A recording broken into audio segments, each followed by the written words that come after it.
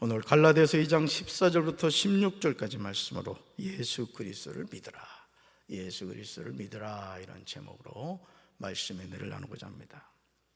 신앙생활을 하다 보면 우리는 자신도 의식하지 못하는 어느 순간부터 외식을 하게 돼요. 밖에서 밥 먹는 게 아니라 외식을 하게 되는데, 이 외식이란 사전적인 의미의 뜻은 이런 뜻이 있어요. 읽어볼까요? 겉만 보기 좋게 꾸미어 드러냄. 겉만 보기 좋게 꾸미어 드러냄. 이걸 뭐라 한다? 외식이라 한다. 이런 신앙으로는 죄에서 구원을 받을 수 없어요. 천국 백성이 될 수 없어요. 여러분, 저는 제가 목회를 하는 목사지만 참 이 목회를 한다는 게 두렵게 느껴질 때가 많아요. 제가 목회자가 되기 전에는 목사님들만 바라보면은 진짜 사람으로 보지를 않았다고요. 거기다 왜 그렇게 또 흰 양복을 입는지, 거기다가 하얀 빼구두까지 신더라고. 그래서 정말 이 목회자는 달라도 뭔가 다르구나, 이런 생각을 했어요. 근데 제가 목사가 돼 보니까 다른 게 하나도 없어. 오히려 더 고민하게 되고, 더 고뇌하게 되고, 더 하나님의 은혜를 구하지 않으면은 이 사명을 감당할 수가 없는 거예요. 읽어볼까요? 신앙은 생활이 되어야 하고, 생활이 신앙이 되어야 합니다. 아멘.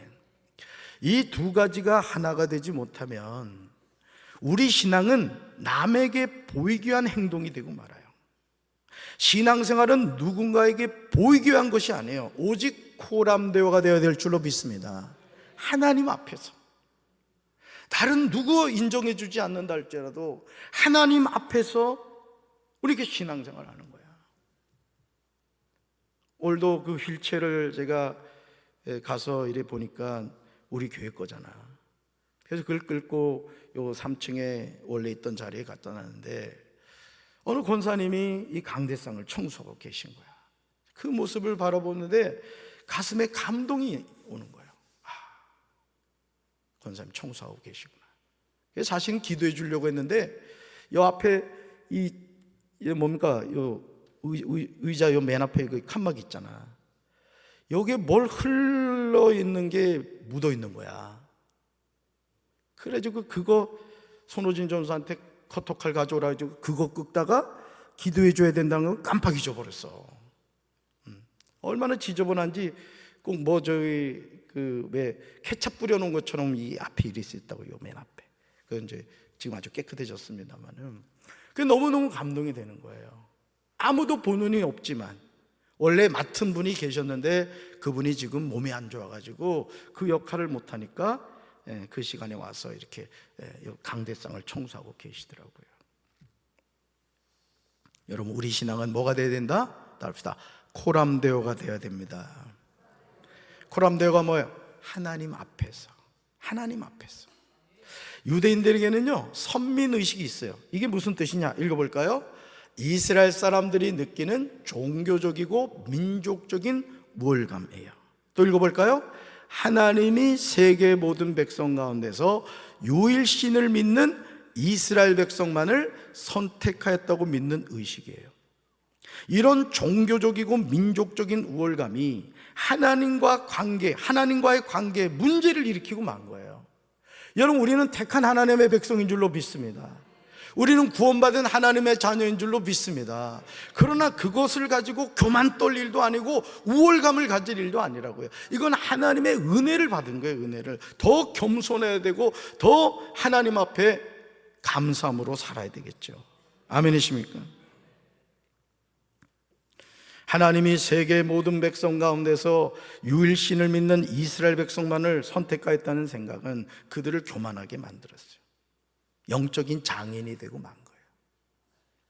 성경이 우리에게 제시하는 삶의 태도는 무엇입니까? 빌립보서 2장 3절과 4절에서 사도 바울은 우리가 그리스도인으로서 어떻게 살아야 하는가를 제시하고 있어요. 우리는 하나님의 자녀인 줄로 믿습니다. 하나님의 자녀는 자녀답게 살아가야 돼요. 자, 어떻게 하면 하나님의 자녀답게 살까요? 같이 읽어볼까요? 무슨 일을 하든지 경쟁심이나 허영으로 하지 말고 겸손한 마음으로 하고 자기보다 서로 남을 낮게 여기십시오. 또한 여러분은 자기 일만 돌보지 말고 서로 다른 사람들의 일도 돌봐 주십시오. 아멘. 바울은 무슨 일을 하든지라고 분명히 말해요. 무슨 일을 하든지. 경쟁심이나 허영으로 하지 말라고 해요. 겸손한 마음으로 하라고 합니다. 자기보다 서로 남을 낮게 여기라고 당부해요. 자기 일만 돌보지 말라고 합니다. 서로 다른 사람들의 일을 돌봐 주라고 해요. 이것이 거듭난 그리스도인의 바른 삶의 모습이에요. 힘들어하는 성도가 있을 때 다가가 손잡아주고, 집사님 힘들지? 내가 기도하고 있어. 권사님 많이 힘들지? 주님 도와주실 거야. 가서 손잡아주고, 말하지 않아도 같이 옆에 앉아 있어주고, 차 같이 마시고 따뜻한 온기를 느끼게 해줄 때 그 낙심한 집사님이, 권사님이 내가 혼자가 아니구나, 나와 함께 해주는 사람이 있구나, 그걸 느끼게 되는 거죠. 자, 그런데요, 갈라디아서 2장 11절에서 우리는 너무 충격적인 장면을 보게 됩니다. 당시 예루살렘 교회를 이끌어갔던 지도자인 베드로가 위선적인 행동을 하는 것을 보게 돼요. 고린도전서 10장 12절에서 바울은 고린도 교회 성도들을 향하여 권면하고 있습니다. 말씀같이 읽습니다. 그런즉 선줄로 생각하는 자는 넘어질까 조심하라. 아멘. 정말 놀랍게도 바울은 지도자인 베드로를 책망하고 있어요. 여러분, 베드로는 누구죠? 예수님의 수제자입니다. 예수님이 12명의 제자 가운데 넘버원으로 생각했던 것이 베드로예요. 근데요, 바울은요? 바울은 예수님의 제자가 아니었어요. 오히려 예수님 믿는 사람을 잡아 죽이는 일을 했다고요. 그런데 지금 누가 누구를 책망하고 있어요? 바울이 예수님의 수제자였던 베드로를 책망하고 있다는 것이죠. 그 이유가 뭐냐? 위선적인 행동 때문이에요. 말씀같이 읽습니다. 그런데 베드로가 안디옥에 왔을 때 그가 잘못한 일이 있었으므로 나는 여러분 앞에서 그를 책망하였습니다. 아멘. 그가 뭐한 일이 있었대요? 책망한 일이 있었대요. 그런데 바울이 베드로를 여러 사람 앞에서 책망했다는 거예요. 이거 시험 들 일이죠. 그냥 1대1로 만나서 베드로, 너 그러면 안 돼, 너 그렇게 위선적인 행동하면 안 돼, 그렇게 얘기하면 미안해, 내가 그랬구나, 이럴 수 있을 거예요. 그런데 여러분, 많은 사람 앞에서 바울이 베드로를 책망했다고 생각해 보세요.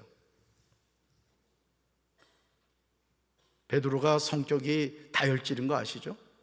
아마 맞짱 뜨려고 했을 거예요. 네가 뭔데 건방지게 그런 소리에, 아마 그럴 수 있었을 거란 말이죠. 그렇다면 게바, 즉 베드로가 안디옥에 왔을 때 그가 잘못한 일이 무엇이 있을까요? 예수님의 수제자 베드로를 바울이 어떻게 여러 사람 앞에서 책망할 수 있었을까요? 베드로는 예루살렘 교회에서 예수님의 동생 야고보가 보낸 몇몇 사람들이 오기 전에 이방 사람들과 함께 음식을 먹고 있었어요. 그러나 그들이 오자 그는 할례 받은 사람들을 두려워해 슬그머니 그 자리를 떠났습니다. 사랑하는 성도, 우리는 베드로의 행동을 통하여 그의 위선을 보게 돼요. 위선을. 야고보가 보낸 몇몇 사람들이 오기 전에 그는 분명히 이방 사람들과 함께 음식을 먹고 있었어요. 여러분, 이방 사람들과 음식을 같이 먹었다는 것은 뭘 했다는 얘기예요? 교제했다는 얘기예요. 너무나 친숙하게 교제를 한 거예요. 그런데 예루살렘 교회에서 사람들이 오자 베드로는 할례 받은 사람들을 두려워하여 슬그머니 그 자리에서 떠났던 거예요. 그런데 문제는요, 베드로의 행동은 자기 자신으로 끝나지 않았다는 거예요. 위선은 항상 누군가를 동조하게 만듭니다. 읽어볼까요? 위선은 전염성이 강합니다. 위선은 뭐가 강하다? 전염성이 강해요.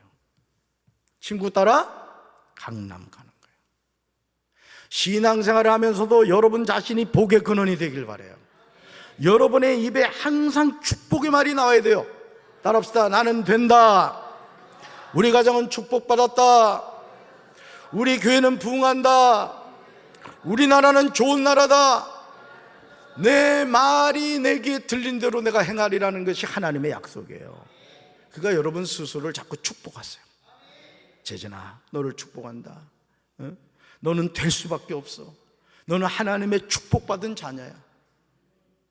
속회 안에서도 서로를 격려하고 칭찬해주고 세워주고, 선교 안에서도 서로를 존중하고 세워주면 그 속회와 선교회가 안 될 수가 없는 거예요. 아멘이십니까? 나의 작은 위선적인 행동이 누군가를 희생양으로 만듦을 깨달아야 돼요. 우리 말씀 읽어볼까요? 나머지 유대 사람들도 그와 함께 위선을 하였고 마침내는 바나바까지도 그들의 위선에 끌려갔습니다. 아멘. 베드로가 할례자들을 두려워하여 떠나 물러가자 그 자리에서 베드로와 함께 음식을 먹던 나머지 유대 사람들도 그와 함께 위선을 하였습니다.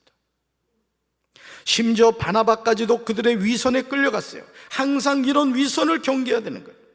바울은 이런 베드로의 위선을 보고 참을 수가 없었던 겁니다. 그래서 갈라디아서 2장 14절에서 베드로에게 일침을 가한 거예요. 그러나 쉽지 않은 말이었어요. 당시 예루살렘 교회와 유대인들에게 베드로는 지도자 중에 지도자였어요. 베드로를 대신할 수 있는 사람은 없었습니다. 그런 베드로에게 바울이 뭐 했다고요? 책망했다는 거예요. 뭐에 대해서? 위선에 대해서 책망했다는 거예요. 바울은 이제 복음을 깨닫고 사명을 감당하는 중이었습니다. 그런데 감히 지도자 중에 지도자인 베드로를 대면하여 책망하였습니다. 이것은 바울의 개인적인 감정으로 이야기한 것이 아니에요. 베드로의 위선을 꾸짖고 있는 겁니다. 담임 목사로서 여러분들에게 어떤 이야기를 할 때 쉽지 않아요. 생각 많이 하고 고민 많이 해요. 왜? 여러분들을 바로 지도하기 위해서 그런 거라고. 아멘이십니까? 나무도요, 어릴 때 휘어진 나무를 보목을 대가지고 이렇게 붙잡아 놓으면 그 나무가 쭉 큽니다. 근데 그 나무를 그대로 방치하면 굽어진 상태로 그 나무는 자라는 거예요. 여러분, 신앙생활도 마찬가지입니다. 신앙생활도 하나님의 말씀과 기도로 쭉 고도해야 되는 거예요. 아멘이십니까? 하나님께 쓰임받는 성도들 되기를 주님의 이름으로 축원합니다.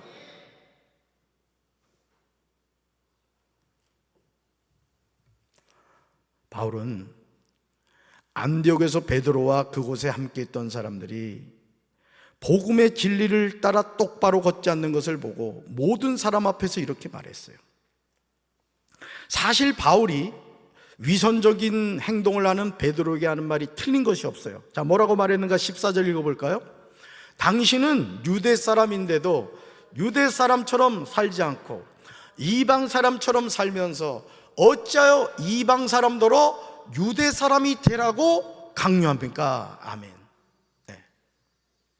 바울은 베드로에게 당신은 유대인으로서 유대인처럼 살지 아니하고 이방인들의 방식을 따라 살면서 어떻게 이방인들을 유대인처럼 살도록 강요하느냐고 반문하고 있어요. 바울이 베드로를 책망한 이유는 그러한 실수를 베드로뿐만 아니라 다른 모든 유대 출신의 그리스도인들이 범하지 않게 하기 위함이었어요.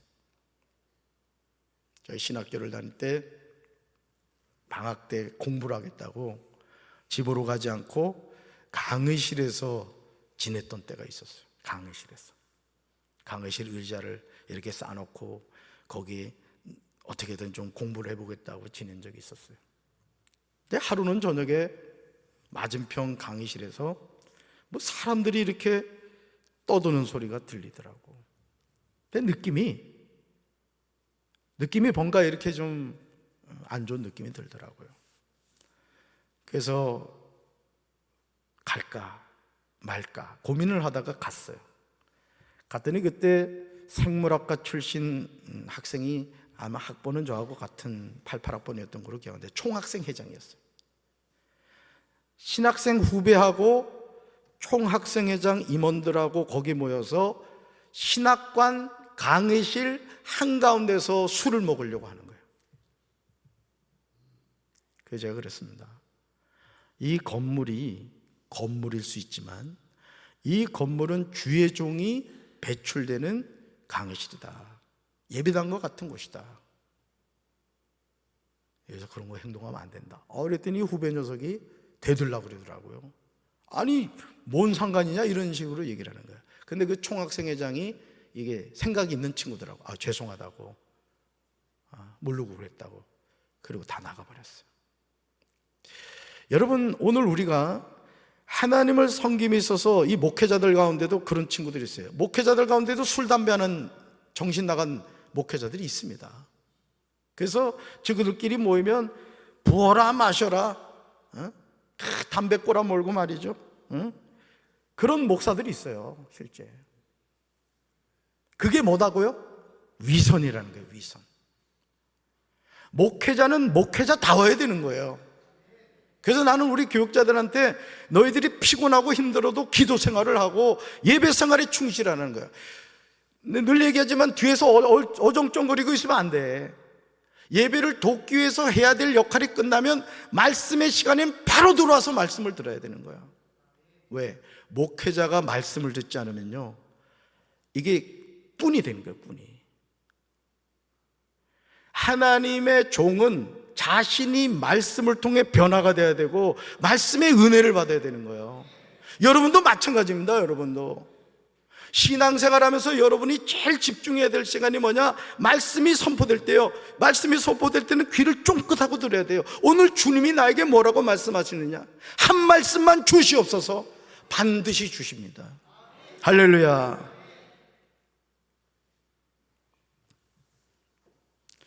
갈라디아서 2장 15절에서 바울은 놀라운 말을 합니다. 바울이 하는 말을 우리가 어떻게 받아들여야 할지 난감한데 이것은 선민의식이에요. 말씀 읽어볼까요? 우리는 본디 유대 사람이요 이방인 출신의 죄인이 아닙니다. 아멘.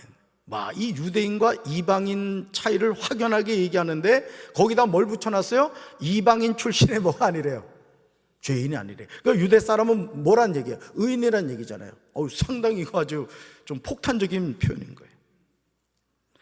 유대 사람이 누굽니까? 하나님의 택함 받은 백성이에요. 그러므로 당시 유대인들은 하나님이 자신들만 택했다는 선민의식에 사로잡혀 살았어요. 그래서 이방인들을 짐승 취급하였습니다. 그러나 복음은 이 사고를 바꿔요. 사도행전 1장 8절에서 예수님이 감람산에서 승천하시기 전에 하신 말씀이 뭐예요? 우리 너무나 잘 아는 말씀이에요. 말씀 읽습니다. 오직 성령이 너에게 마시면 너희가 권능을 받고 예루살렘과 온 유대와 사마리아와 땅끝까지 이르러 내 증인이 되리라 하시니라. 아멘. 오늘 서정훈 집사님이 기도한 내용도 이 말씀과 연결되는 거예요. 성령의 임재를 통하여 선교의 지경이 점점 확장되고 있는 것을 보게 됩니다. 예루살렘에서 어디로? 유대로. 유대에서 어디로? 사마리아로. 사마리아에서 어디로? 땅끝까지. 뭐가 점점 전파돼요? 복음이 전파되는 거예요. 우리 교회가 살아있는 교회가 되려면 복음이 확장돼야 되는 거예요. 나는 우리 교회 중직자들이 전도에 힘쓰시기 바라요. 올 한 해 동안 한 명이라도 전도하셨습니까? 아니, 한 명에게라도 복음을 전하셨어요? 담임 목사가 매주마다 주보에, 여러분 주보에 나와 있는 내용이 뭔가를 주목해 보시면 담임 목사가 뭐를 중점적으로 목회 방향을 잡고 있는가를 여러분이 아셔야 되는 거예요. 왜 매주마다 주보에다가, 이번 주에는 광고가 많아가지고 주보에는 실지 못하고 PPT로 했습니다마는 제일 전도대가 있습니다. 빌립 전도대가 있습니다. 사랑의 카페 전도대가 있습니다. 교회학교 전도대가 있습니다. 건강한 교회, 건강한 소는 한 영혼을 구하는 데 앞장섭니다. 우리가 그 한 사람이 됩시다. 저는 우리 교회가 전도하는 교회가 되어야 될 줄로 믿습니다. 어제도 제가 그 비전센터 이게 쭉 둘러봤더니 애들이 많이 왔어요. 요즘 시험기간이라고 그러더라고요. 3층, 4층 아주 그냥 애들이 얼마나 많은지. 그래서 어느 집사님이 저한테 카톡을 보낸 거예요. 독서실에서 공부를 하는데 5층에서 드럼을 하도 두드려 쳐가지고 집중이 안 된다는 거예요. 가봤더니 한 5명 남자애들은 또 앉아있고, 드럼 주위에 한 5명이 되는 남자애들이 한 애는 두드리고 있고, 나머지 애들은 막 황홀한 얼굴 표정으로 보고 있더라고요. 그래서 제가 가서, 얘들아, 너무 늦은 시간에는 드럼 안 치면 좋겠다. 지금 독서실에서 공부하는 애들이 있어. 예, 알겠습니다. 그래가지고 이제 그걸 제지를 했거든요.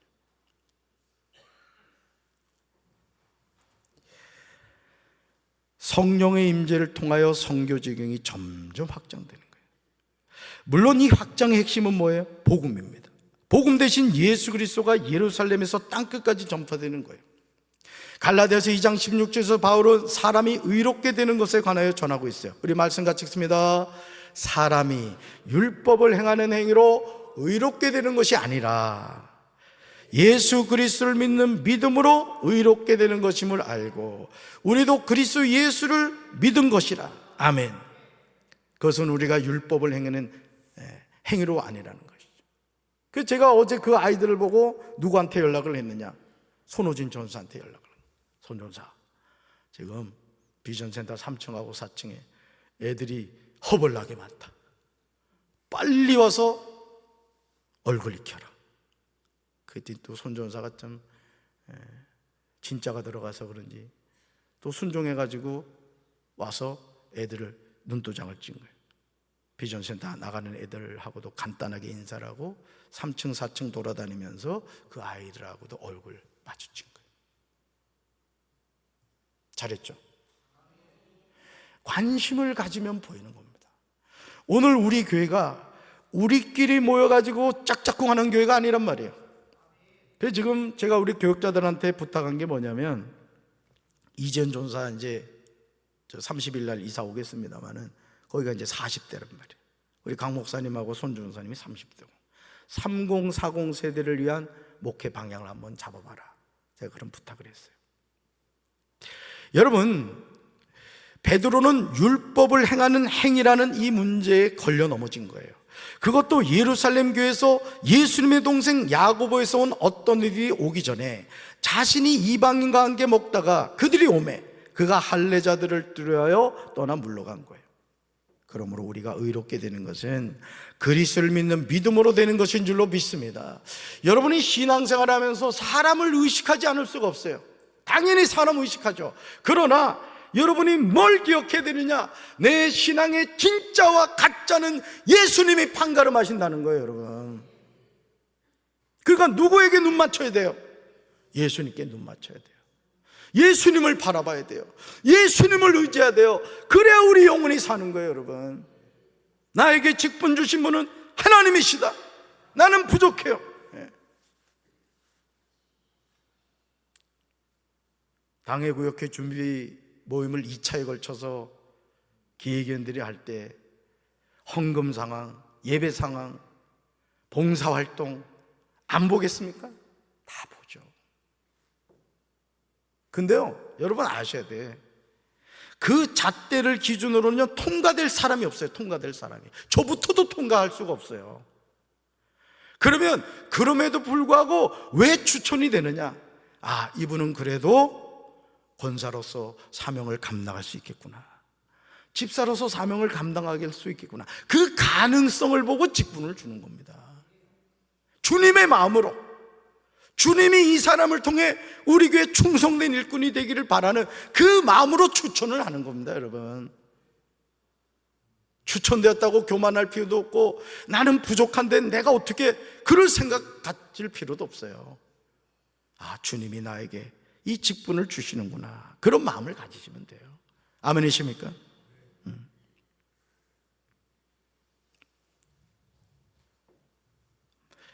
갈라디아서 2장 19절에서요, 바울은 자신이 어떤 삶을 살아가고 있는가를 고백하고 있어요. 우리는 바울의 고백을 깨달아야 돼요. 말씀 읽어볼까요?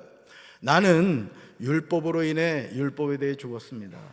이는 내가 하나님께 대해 살고자 함입니다. 보세요. 율법으로 인해 뭐에 대해 죽었다고요? 율법에 대해 죽었다고요. 그럼 이는 내가 누구에 대해서 살고자 함이라고요? 하나님께 대해 살고자 하는 겁니다. 우리는 하나님께 대해 살아야 되는 거예요, 여러분.